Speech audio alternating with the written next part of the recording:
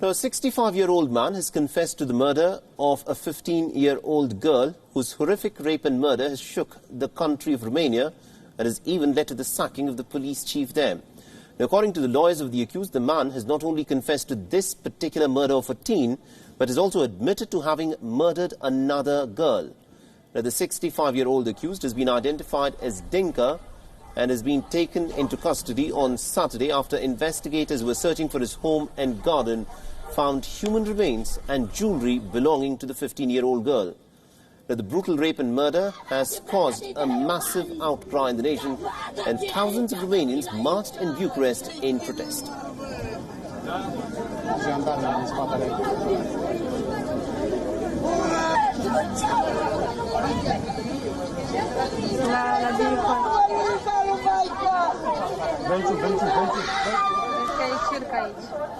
They also protested outside of Romania's Ministry of Internal Affairs building. The protesters blamed the Romanian officials for the slow response, amounting to negligence, incompetence and also a lack of empathy in handling the case. The teen had made 3 emergency calls to report her own kidnapping and given clues to her whereabouts. The critics alleged that officials had failed to take the alert seriously and finally reacted too late to help save the girl.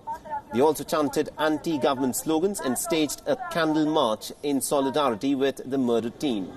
Romania's Prime Minister Viorica Dancila said that in the wake of the brutal case, she is considering a referendum on harsher penalties for crimes such as murder, rape and paedophilia.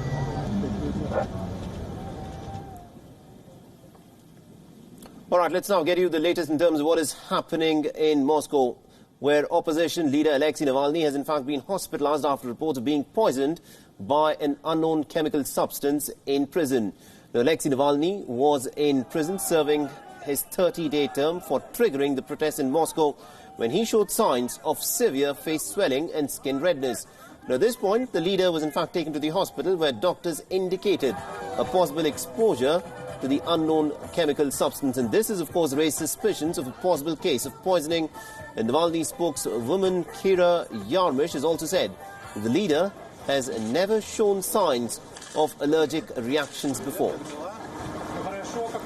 Now, the protesters managed to make their way to the hospital where Navalny was admitted, triggering a response from the police. Now, 12 people, including journalists covering the incident, were detained by the police.